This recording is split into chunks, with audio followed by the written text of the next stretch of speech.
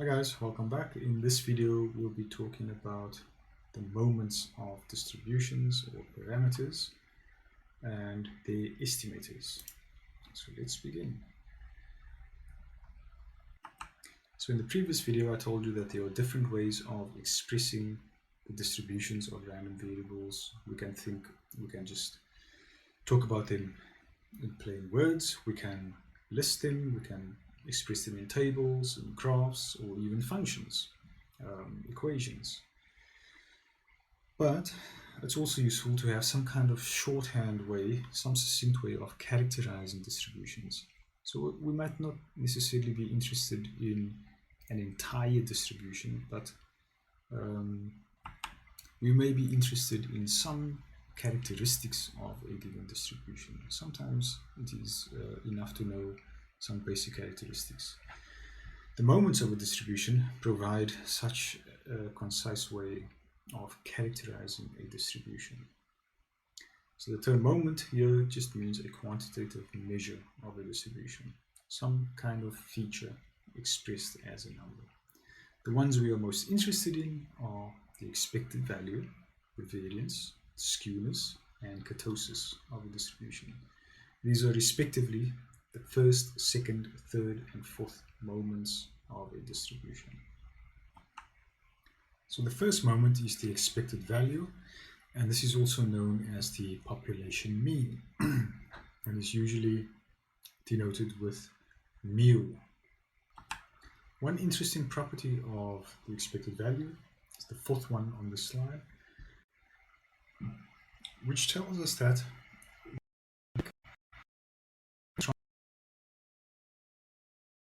to the random variable. So for instance, we could log x if we wanted to, and we could simply plug the logged values of x into this function to find the expected value. Another interesting aspect of expected value is that it permits results that can never be observed. For instance, we know when rolling a die, we can observe one of 6 outcomes, the numbers, the integers 1 to 6. However, when we calculate the expected value by taking 1 over 6 multiplied by each possible value and summing the result, we obtain a value of 3.5. Not a value that we can ever observe when rolling a die, which is very interesting. Finally, the expected value or population mean is just one of several measures of central tendency. So you can think of the mean as locating the probability distribution of a given random variable on the horizontal number line. The second moment is the variance. The definition is given up on the slide over here. The variance gives us a sense of a different characteristic of a probability distribution relative to the mean. So the mean gave us a measure of central tendency, or what the average number, the average value of a random variable might be. The variance, on the other hand, tells us about the spread of values around that mean. So a random variable with a relatively high variance would have values spread out relatively far from the mean, would be very widely dispersed, whereas a random variable with a relatively low variance would have values bunched up closer to the mean. Skewness tells us more about the shape of a given probability distribution, and specifically the symmetry of a distribution. A distribution with zero skewness is one which is entirely symmetric, whereas a skewed distribution is asymmetric and can be skewed either left or right. So here's an example of a left skewed distribution. So you can imagine a normal distribution and someone grabbing it by the left tail and then just stretching it out, skewing it to the left or skewing it negatively. What you'll notice in this picture is that the mean is smaller than the median, which is in turn smaller than the mode. In the case of a right skewed distribution, we have the opposite happening. In this case, the mean is larger than the median, which is in turn larger than the mode. Different variables might follow either of these types of distributions. In the case of a right skewed distribution, for example, a variable like income tends to be very skewed to the right. We have very few individuals earning extremely high incomes, and you have very many individuals earning extremely low incomes. Extreme in terms of the statistical sense. And a symmetric distribution has mean, median, mode all equal. So this is a distribution with zero skewness. Ketosis. Ketosis, yet again, is a measure of the shape of a given probability distribution. This measure is a little bit more obscure than the three seen previously and relates to the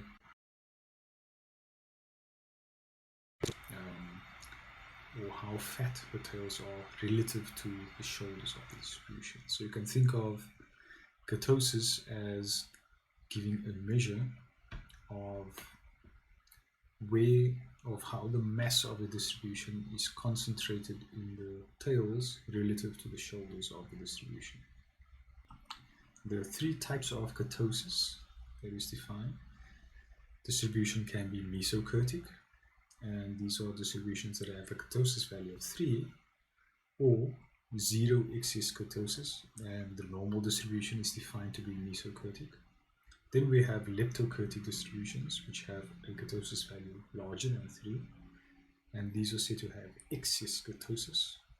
And then we have platykurtic distributions, which have a ketosis value less than 3 and have negative excess ketosis.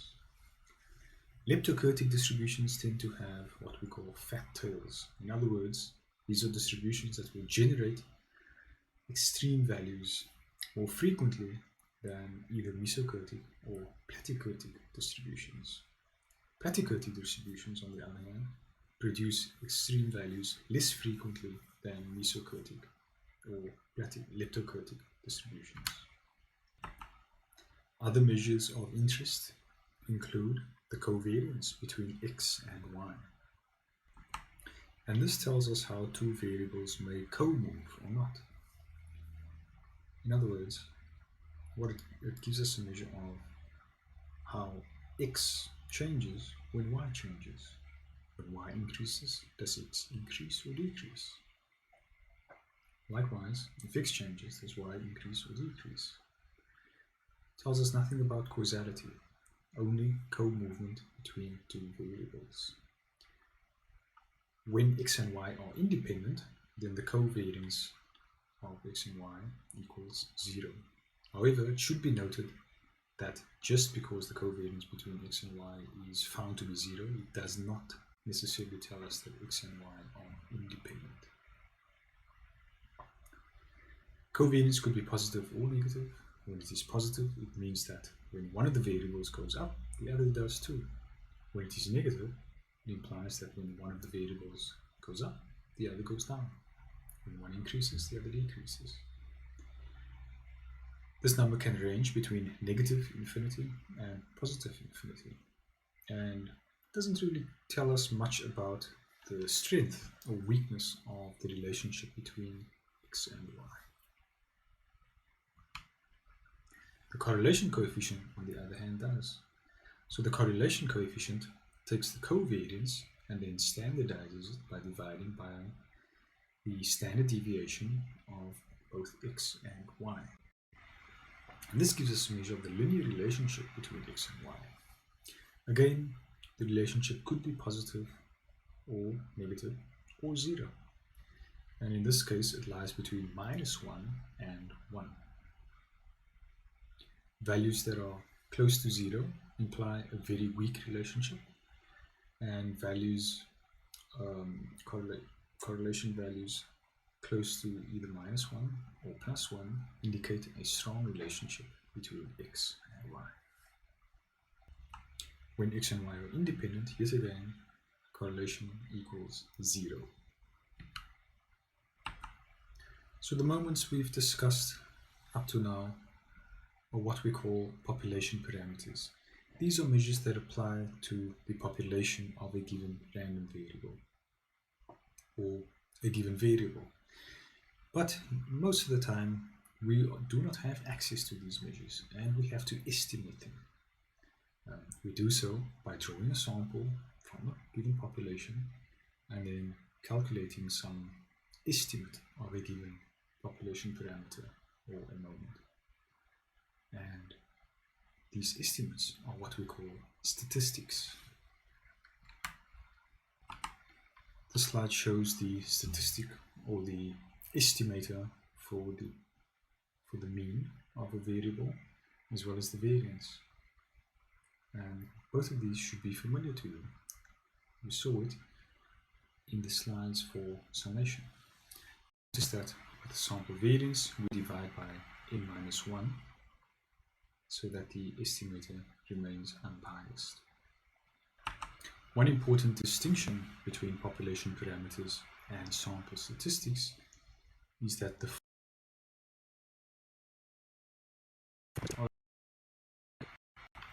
remember in a previous video I mentioned to you that when it comes to statistics we talk about repeated sampling. So even though a variable we are interested in may not itself be a random variable, that is the outcome of a repeatable experiment, the fact that we draw samples and estimate statistics based on these samples makes them random variables. That is, the statistics themselves are random variables, not the underlying variable from which the statistic is estimated. Now, statistics can be biased or unbiased. A biased statistic is one that systematically misestimates the population parameter, meaning that it's going to be wrong in a particular direction all the time. And we've come to the end of this video. See you in the next one.